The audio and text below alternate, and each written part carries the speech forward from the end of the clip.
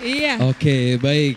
Menarik sekali apa yang sudah disampaikan oleh finalis sebelum ini, yaitu Iya, benar. Libasut Taqwa ya. Libasut Taqwa. Betul. Jadi dilibas semua. Betul sekali. Dan terbukti Mhm. prestasinya juga bagus dan juri-juri sepertinya suka ya. Iya, benar. Iya. Dan Oke. saat lagi apakah juri-juri juga suka Iya, finalis ini cowok lagi. Dan unik Bosen. juga. Unik juga. Oh karena, iya, oke, dari segi oke. personality dan performanya juga, dia agak mirip-mirip juga dengan seseorang, salah satu tokoh Oh di gitu. Indonesia. Oh gitu, Iya. silakan tebak aja siapa tuh setelah dia perform Nanti, gitu ya, Ca betul, ya. nanti kita tanya juga idolanya Oke, siapa, sip. oke? Silakan Ica, siapa? Langsung saja, M. Hoirul Rizal. Tepuk tangan yang meriah. Iya, Oke, ya. Wah, Pak ganteng sekali Pak. Abis ini foto sama saya Pak ya. jangan dipanggil Pak. Oh Pak, Mas. Beliau maunya dipanggil Mas. Oh Mas gitu. Hoirul Rizal, apa kabar? Alhamdulillah baik. Iya, Alhamdulillah. ini sepertinya sangat eksentrik sekali ya, Mhm. karena pakai songkok dan juga orangnya bersahaja juga. Kira-kira Iya. idolanya siapa sih sebenarnya? Idola saya tetangga saya sendiri, Wih, Siapa? siapa tuh? Kiai Haji Abdurrahman Wahid. Oh, Oh. almarhum Kiai Jabir Wahid ya. Ya. Memang mirip ya. Sosok ininya, yang sangat sepertinya fenomenal di sosok Indonesia ya, Ca ya. personality-nya juga Oke, cocok semoga ya. juga pidato presidennya, pidato kepresidenannya hari ini dari Mas yang masih muda di sebelah saya ini Iya. juga bisa fenomenal. Betul sekali. Kita tunggu makanya ya. Oke. Amin. Sudah Insya siap? Allah. Sudah Insya siap? Allah. Langsung saja. Insya Baik, Allah. ini dia penampilan dari M. Hoirul Rizal.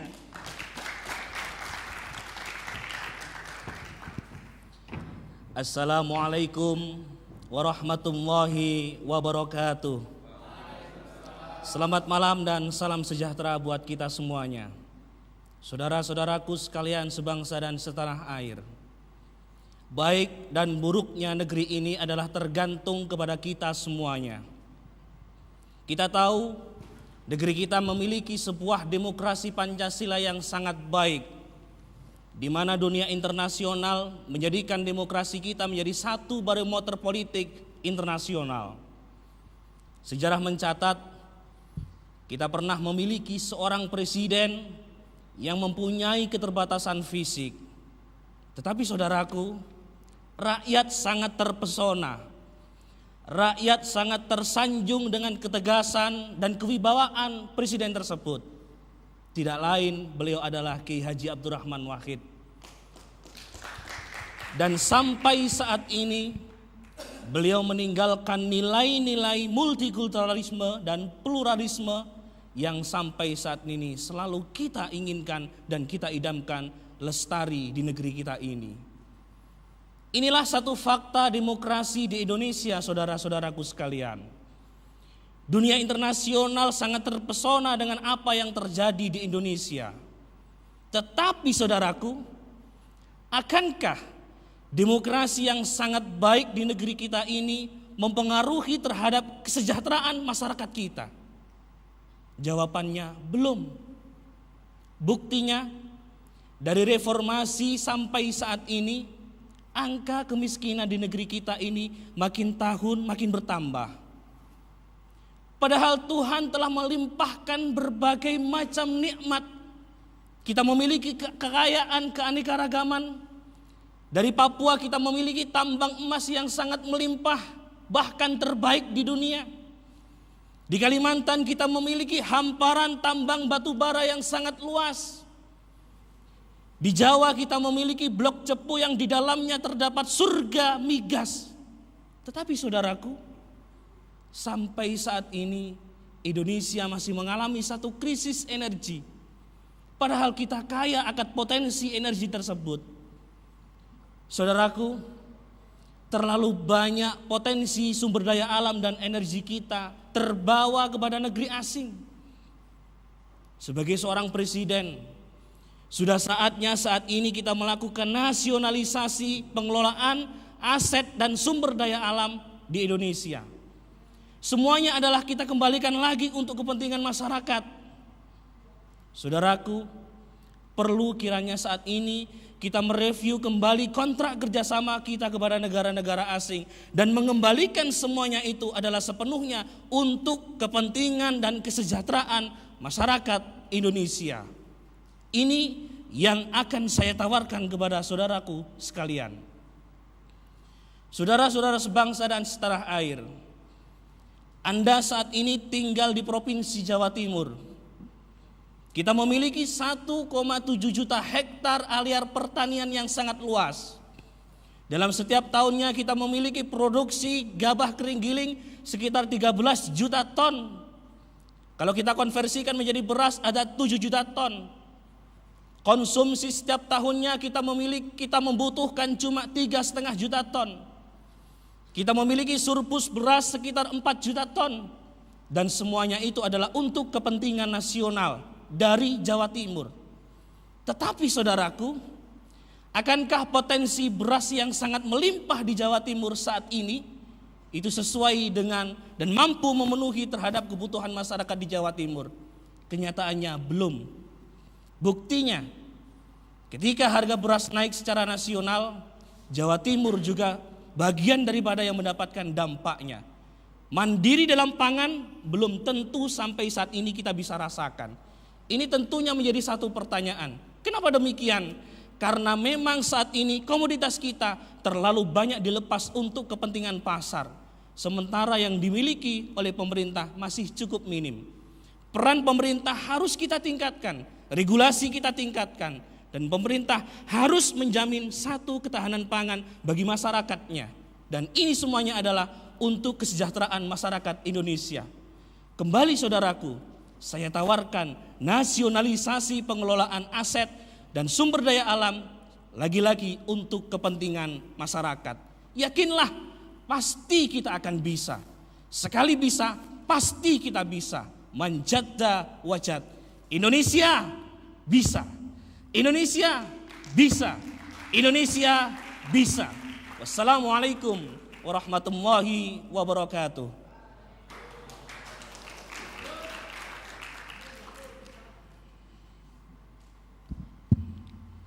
Pak Rizal, Assalamualaikum. Waalaikumsalam warahmatullahi. Kalau menyampaikan pesan pasti sudah ahlinya sepertinya. Karena nada-nadanya modelnya seperti nada-nada kawan-kawan yang sudah biasa berdakwah begitu kan ya. Tapi di sini sekali lagi audisinya bukan audisi untuk itu Bapak. Ada satu hal mungkin yang perlu saya kritisi terkait dengan yang sudah disampaikan tadi. Sepertinya Pak Rizal itu agak sedikit lupa bahwa posisinya sedang menjadi presiden yang berkuasa. Itu saja menurut saya. Sehingga misalnya narasi-narasi yang ada itu menunjukkan ketidakberdayaan sebagai seorang presiden. Kemiskinan makin lama makin bertambah. Lah sampai lah presidennya sih. Kan begitu kira-kira itu loh. Iya. Mestinya ini sebenarnya boleh dihadirkan, tapi sekali lagi tidak dalam posisi kita mengkritisi mestinya, tapi dalam keadaan yang terbalik. Seperti yang saya tadi tunjukkan kepada peserta sebelumnya. Saya pikir itu Pak. Terima kasih. Terima kasih Bapak. Ya, saya sepakat dengan apa yang dikatakan oleh juri sebelumnya. Selamat malam dulu, Selamat Pak malam, Presiden Ibu. Khairul Rizal. Terima kasih. Ya, banyak senyum ya Pak ya, karena memang wajahnya Bapak ini wajah yang gampang senyum gitu. Terima kasih Bu.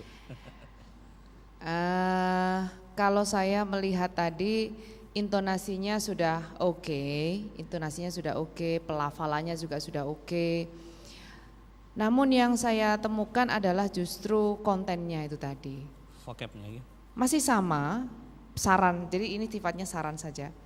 Masih terkesan bahwa saudara memberikan suggest, gitu ya, masih suggest. Memaparkan kekurangan bangsa. Padahal sebagai seorang presiden ya memang tidak perlu berbohong, tapi bagaimana permasalahan-permasalahan yang tadi dan sebenarnya nampak itu dibalut sedemikian apik dan sedemikian elok sehingga tidak terlalu terlihat secara gamblang gitu.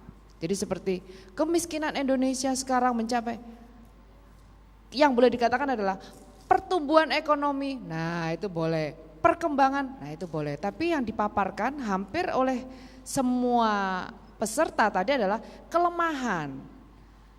Kembali lagi, halo saudara presidennya. Jadi sama dengan saya itu boros loh, saya itu bodoh loh, saya ini. Nah padahal kalau misalkan orang lihat saudara, saudara adalah representasi dari Indonesia. Loh kan saya maunya Blokosuto. Lah iya, tapi kan ini kan tidak seperti itu. Konsepnya kan tidak dalam ranah seperti itu. Jadi sebaiknya ketika saudara mempresentasikan sesuatu, harus menyadari dulu posisi saudara di mana sehingga dalam mengungkapkan sesuatu tidak terjadi miss seperti tadi. Gitu. Ya. Terima kasih. Terima kasih. Terima kasih. Ya, Bapak Presiden Muhammad Khairul Rijab. Saya ingin memberi Anda peluang sekali lagi. Karena Anda mempunyai bakat sebagai seorang presiden. Terima kasih. Cuma perlu perisian yang lebih mantap dan persediaan yang lebih mantap untuk Anda mewakili kota Surabaya ini. Terima kasih. Mudah-mudahan dengan pengalaman ini akan memberi banyak lagi pendidikan untuk Anda meneruskan perjuangannya ke Terima kasih. Jakarta. Terima kasih. Terima kasih. Mungkin saya boleh pesan satu. Iya, Bu. Memang tadi banyak audiens termasuk kami juga mengiyakan bahwa saudara mirip dengan Gus Dur. Tapi pesan saya satu, Iya, Bu. jangan pernah menjadi copycat beliau. Gitu ya. Siap. Jadi memang wajah boleh mirip, tapi harus berbeda gitu Iya, ya. siap. Dalam segala hal harus berbeda begitu. Kalau menurut saya. Baik, terima kasih. Terima kasih. Oke, baik. Iya. Wow, Cak, Iya, banyak sekali nih pelajaran-pelajaran yang kita dapatkan hari ini. Betul. Gitu ya. Banyak sekali masukan-masukan yang diberikan kepada peserta Iya. dan juga bagi kita dan juga audiens yang ada di sini gitu ya. dan saya lihat juga Pak Khairul Rizal ini banyak pendukungnya ya, di depan tadi banyak foto-foto, banyak tepuk tangan juga. Bahwa pendukung memang di sini atau sudah Gitu. punya fans di sini ya? Alhamdulillah. Alhamdulillah, baik. Optimis Pak untuk berangkat ke Jakarta? Insya Allah optimis. Insya Allah. Oke, berapa baik. persen Pak kira-kira rasa optimisnya?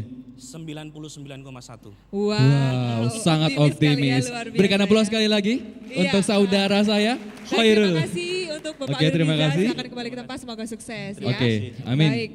99,1% ya rasa Iya. optimisnya. Memang harus begitu, calon pemimpin harus punya rasa optimis yang tinggi Rasa juga. optimis, benar Iya. kata Bu Monik tadi. Betul. Ya, benar. Oke. Sip. Selanjutnya, peserta cowok lagi nih, Cak nih. Betul. Ya, oke. Cowok. Langsung saja kita panggilkan saudara kita, ya, Hidayatullah. beri tepuk tangan yang meriah untuk Hidayatullah. Oke, jadi dari namanya saja ini sudah terlihat sekali bahwa saudara saya yang satu ini, saudara kita yang satu ini adalah pribadi yang bersahaja gitu ya, Cak ya. Betul sekali. Apa Oke. kabar Mas Hidayatullah? Alhamdulillah sehat. Sehat ya?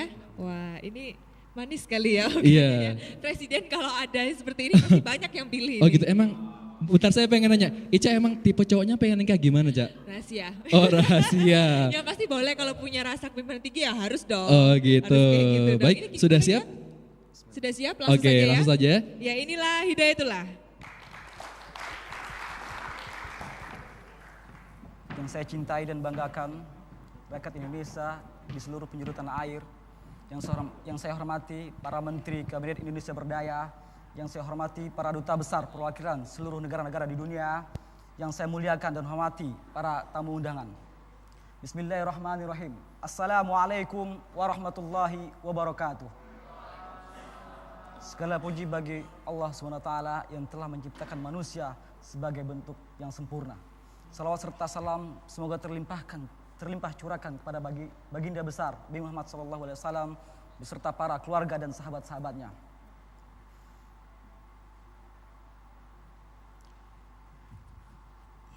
Sudah sekian lama bangsa Indonesia merindukan dan mengharapkan perubahan secara totalitas dalam sendi-sendi kehidupan bernegara maupun dalam semua aspek kehidupan. Dalam kesempatan kali ini, saya sebagai Presiden Indonesia terpilih secara demokratis yang notabene mengemban amanat seluruh rakyat Indonesia, tidak ingin menyia-nyiakan kesempatan yang diberikan untuk menjalankan amanat dan tugas yang agung dan mulia ini sebagai pelayan bagi seluruh rakyat Indonesia dengan membawa misi perubahan, yaitu keadilan bagi seluruh rakyat Indonesia. Keadilan seperti apa yang kita harapkan? Keadilan dalam semua arti luas. Rakyat dan bangsa ini membutuhkan keadilan dalam semua sistem pemerintahan, yaitu keadilan dalam hukum, keadilan dalam ekonomi, keadilan dalam politik, dan lain sebagainya. Dengan mencanangkan program ke depan berdasarkan semangat moto 1000 langkah menuju Indonesia berdaya, saya menginginkan Indonesia berdaya dan mampu sekaligus bangkit dari tidur panjang yang menyenyakan menuju perubahan dan kemajuan yang luar biasa. Hal itu harus ditandai dengan dimulai memberikan seluruh kemampuan SDM dan SDA yang kita miliki. Kita harus berdaya secara individu, lingkar diri. Kita harus berdaya secara sosial, lingkar sesama, dan secara agama, lingkar Tuhan. Dan berdaya dalam setiap lini kehidupan. Yang harus kita camkan dan renungi bersama adalah bahwa kemajuan suatu bangsa merupakan akumulasi dari semua aspek terkecil dari pribadi-pribadi bangsa tersebut. Saya sebagai presiden sangat mustahil memajukan negara Indonesia sendiri tanpa dukungan seluruh rakyat Indonesia. Begitupun elit pemerintahan yang saya pimpin. Sangat tidak mungkin maju dan berkembang tanpa dukungan rakyat Indonesia. Dengan kata lain, nilai kemajuan bangsa Indonesia berada di tangan kita bersama. Sebagaimana pepatah Arab mengatakan, al-ittihadu asasun najah. Persatuan dan kebersamaan pangkal kesuksesan. Rakyatku sekalian, ada beberapa hal yang ingin saya sampaikan terkait dengan arah kebijakan saya ke depan nantinya. Saya ingin memberikan jalan keluar yang solutif bagi masalah yang ada di Indonesia. Baik masalah hukum, ekonomi, pendidikan, dan kemiskinan. Terkait masalah hukum, saya ingin memfokuskan terhadap hal yang sedang hangat diberitakan di media massa maupun di publik, yaitu masalah korupsi. Untuk membahas hal tersebut, saya tidak bisa basa-basi untuk menegakkan supremasi hukum di negara NKRI ini. Saya akan menerapkan hukuman mati bagi setiap perilaku korupsi. Bagi saya hal ini sangat membuat aspek jerah bagi para pelaku korupsi. Mengapa demikian? Karena hukuman mati mampu mengamputasi setiap niat jahat yang terbesit dalam setiap otak manusia. Oleh karenanya, kita untuk bagaimana cara menegakkan hukum di Indonesia dan memberdayakannya, salah satu cara yang paling ampuh adalah menjadarkan dengan hukuman mati. Kemudian terkait dengan masalah ekonomi, saya akan melakukan perombakan besar-besaran dengan mereformasi sistem ekonomi kapital menjadi sistem ekonomi kerakyatan. Semua elemen bangsa ini berhak melakukan kegiatan ekonomi baik bersifat makro maupun mikro. Dengan fokus utama kita, kami sebagai pemerintah akan memberdayakan ekonomi mikro, yaitu menghidupkan dan mensupport usaha kecil menengah dengan memberikan pinjaman modal tanpa bunga dalam jangka waktu tertentu. Kemudian kami akan mereformasi sistem perbankan yang konvensional menuju sistem perbankan yang syariah. Kenapa? Karena sistem perbankan syariah jauh dari pengaruh krisis global multidimensi. Kemudian saya akan mensubsidi semua yang bersumber dari kekayaan alam Indonesia, baik berupa listrik, minyak dan gas maupun bahan pokok lainnya. Semua rakyat Indonesia harus dan berhak mendapatkan kesejahteraan yang layak dan baik dari tingkat bawah maupun atas. Kemudian terkait masalah pendidikan, saya sangat mengharapkan Indonesia maju melalui ilmu pengetahuan dengan mengalokasikan dana sebesar 50% dari anggaran APBN dengan pembagian yang merata dari setiap provinsi, ya, kabupaten, kota madya sampai tingkat terkecil. Karena saya sangat konsen dan serius bagi terbentuknya pendidikan yang bermutu dan berkualitas tinggi untuk seluruh generasi bangsa Indonesia. Karena salah satu aspek terbesar dari kemajuan suatu bangsa bisa dilihat dari kemajuan ilmu pengetahuan yang dimilikinya. dengan ilmu pengetahuan suatu bangsa tersebut dapat menguasai segala bidang. Maaf, waktu habis. Terima kasih. Ya, Assalamualaikum warahmatullahi wabarakatuh. Pak Hidayatullah Negarawan, benar ya? Ya. Malam Pak Presiden. Selamat malam. Kalau saya lihat nih Pak Presiden ini mirip Sahrul Gunawan nih. Gitu ya. Pak Presiden, ada beberapa item yang ingin saya tanyakan kepada saudara. Tadi saudara menyebutkan keadilan dalam segala aspek. Yang ingin saya tanyakan basically sekali. Menurut pendapat Bapak Presiden, apa sih adil tersebut? Silakan. Adil itu memberikan hak dan kewajibannya sesuai dengan yang dibutuhkan. Dan tidak menzolimi sang pribadi manusia tersebut. Sehingga adil yang ingin Bapak ciptakan, adil yang ingin Bapak raih pada saat kepemimpinan Bapak adalah keadilan yang seperti apa? Keadilan yang absolut kah atau keadilan yang seperti apa? Keadilan dalam kesejahteraan dalam setiap tingkatan elemen bangsa ini. Seperti apa misalkan? Apakah termasuk dalam ranah keadilan yang absolut kah atau secara mutlak, bisa dikatakan secara mutlak, baik hukum, ekonomi, pendidikan dan lain sebagainya. Oke. Karena sebagian rakyat ini merasa terisolir dari keadilan dan tidak merata di segala bidang. Baik.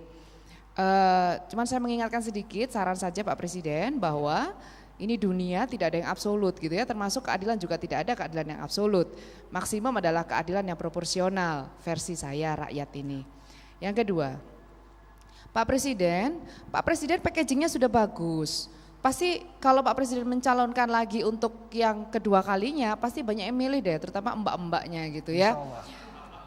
Tapi Pak Presiden, ketika Pak Presiden tadi speech, ketika Pak Presiden tadi pidato, itu kecepatan Pak, sehingga banyak yang kalau mohon maaf saya adalah kekurangan saya tidak bisa pakai bahasa Indonesia yang baik dan benar gitu ya. Jadi kalau saya punya bahasa kayak ketayalan gitu Pak ya, jadi banyak